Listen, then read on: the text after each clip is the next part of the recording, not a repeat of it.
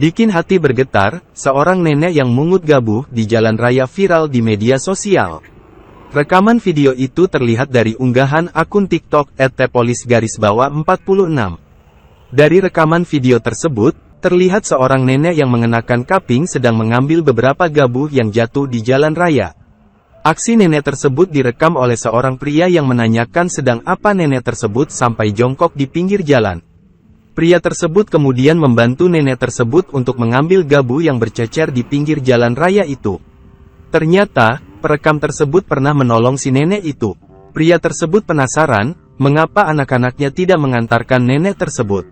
Kata nenek itu, anak-anaknya semuanya bekerja. Dia hanya sendiri di rumah.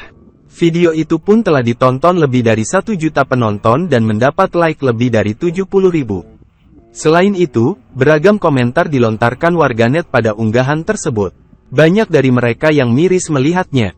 Tak sedikit dari warganet meminta untuk berdonasi untuk si nenek tersebut. Juga, berdoa agar nenek tersebut selalu diberikan kesehatan.